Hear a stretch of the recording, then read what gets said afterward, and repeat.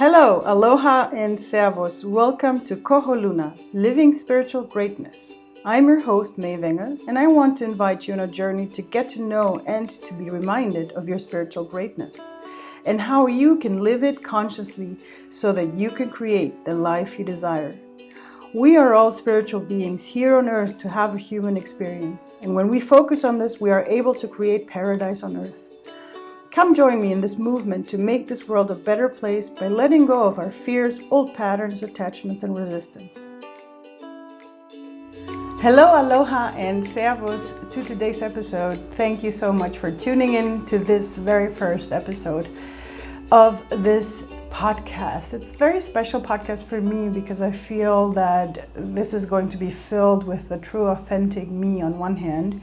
And on the other hand, it's also I have such a great vision for this podcast that I hope that I can live up to for you guys, to bring you interviews with spiritual teachers from different places, to bring you inspiration to different topics of a day-to-day, especially like I already said in the intro, how we can create with our spiritual greatness, knowing that we are the spiritual beings that can create by thought and feeling.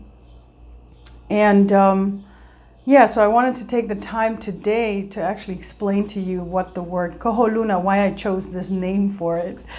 And that is because it's a Hawaiian word. And I'm going to be telling you more about myself a little bit later. But to come to the word Koholuna, it's actually the word of the verb, what happens when the universe matches up our vibration, our energy, which basically means that whatever we think, feel, and vibrate as energetic beings, that's what the world is going to create for us, right? So this is sort of a little bit, you might have heard of the law of attraction and things like that, and it goes into that direction. For me, it's just a little bit more than just that, because it's not just about attracting positive things that I want. It's actually knowing that we are all doing Koholuna in every moment. So every negative thing that happens in our life that we perceive as negative is actually not negative. It's actually just the universe resonating with whatever we are sending out. So it's about learning that. So this is what this podcast is going to be about, to show you how to take back the rails in your life, take back responsibility for everything. And I know for some of you, this might sound very huge, like, hey, responsibility and stuff. Because I know sometimes it's a little bit, it can be overwhelming to think, oh my God, I'm going to be responsible for my life. But on the other hand, it's very empowering to be able to do that. So for us to be able to know that I can use the koholuna that's happening to me, the koholuna that I have created around me. I can use those things to actually see where I still have fears, where I still have old patterns, where I might be thinking in a way that actually I don't want to think anymore. Because a lot of those things are so hidden deep in our subconscious, but when we start working them, when we start to allow ourselves to say, okay, so like going to a supermarket, having someone be not so nice to you in that moment and realizing, okay, apparently I created that. I created someone outside of me that was not nice to me. And then I can look into that. So what is this person giving me? What kind of feelings? And we're going to be talking more and more about these things throughout the podcast.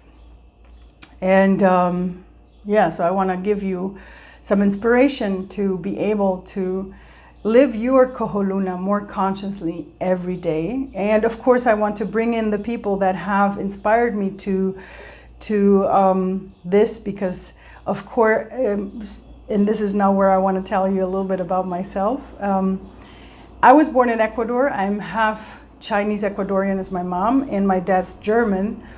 And I was born and raised in different countries. So I was born in Ecuador, then I was in Germany, and then in Nicaragua, Costa Rica, and before I turned 18, and then moved to Germany to be there and to have my transformation there until I finally also realized, became more conscious of myself and allowed myself to follow my dream, which was to actually travel. And doing that while I'm doing something that, that fills my heart and that feels so good. And it's a serving to the community, which is I support other people, life coaching them with especially these things like the Kahuna. I chose this Hawaiian name because on one hand, when I am on Hawaii, it's very hard for people to think that I'm not Hawaiian. And I feel a strong pull towards the Hawaiian culture and the Hawaiian philosophy in general. It happened to me after I had my burnout a couple of years ago. A dear friend of mine gave me a book. It was the first one about Hawaiian philosophy, so I started learning about Huna philosophy, later of Oponopono. And about a little bit more of over a year ago, I got to Hawaii again. So I've been on Hawaii for 3 times now. And I got to Hawaii, and I finally, because that was one of my dreams and wishes to the universe, that I wanted to immerse with a true Hawaiian teacher and learn more about the philosophy. And the teacher that I have is Kumu Mahealani. She lives on Big Island, and she taught me Ho'oponopono Keala, which is her kind of Ho'oponopono. And it was so beautiful. It's such a beautiful experience for me, on one hand, to learn about that, but on the other hand, also after that, to integrate that in my life.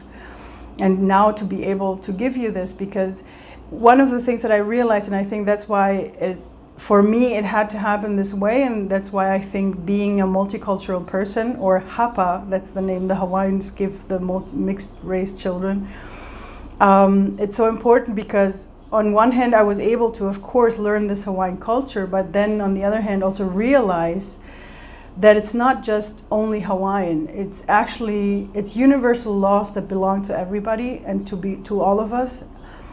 And if we are open enough for that, we will find that philosophy in a lot of different philosophies as well. So it's basically what everybody's teaching us, what we've learned from other spiritual teachers as well. And one of the things that I believe that it's the calling of the Hapas, of all the mixed kids that are, because we're becoming more and more with all the globalization. You have a lot more traveling people, and I believe that one of the gifts that we have as Hapas is to actually translate different cultures and different languages, to put it this way, to the people, and to show them what's possible within those translations. And this is also one of the reasons why I believe that it's so important for me to start this podcast and to share with you these thoughts, these way of thinking, this philosophy basically, or these different kinds of philosophies, because you're going to see it's about embracing our diversity on this planet, but also seeing how much we have in common, and to bring love into all of those things. So I'm glad you found this here. So I'm glad you took the time to listen to this very first episode where I explain a little bit about what's going to happen on this one. So on one hand, you're going to be having me talking to you, giving you some inspiration, telling you about experiences I've had throughout my process of realizing or acknowledging the spiritual greatness within me. And on one hand, I want to interview different kinds of spiritual teachers, starting with my teacher. I've already spoken with her. We're going to set a date to interview her, because I want her to be the first one to be interviewed in this podcast. And yeah, I'm very much looking forward to this, to show you who she is, and what's in there, but also to show you different kinds of teachers. As I said, I have already a couple of people that I want to interview, because I believe that they have or are doing certain things that are very valuable within our community as human beings on this planet, and are helping to support, to make the changes, to realize what we want to do, and to be able to support us in letting go of patterns that are not doing us any good anymore. So with this, thank you so much for tuning in here. I hope that I can show you a lot of things, and if you liked it, please forward this episode to someone else, to someone you think they're going to like this podcast. Spread the word, because it's always good to spread the words. And yeah, I can't wait to hear what you think, what you say about all the things that I'm going to be telling you. Yeah. Oh, and just one last thing about myself. My mother tongue was Spanish. I started off with Spanish, then I learned German, and the third language I learned was English, and I started learning it when I was 12. And nowadays that is actually the language that I'm most, I wouldn't say most fluent, because I was living so long in Germany. I think German is a little bit more fluent than English.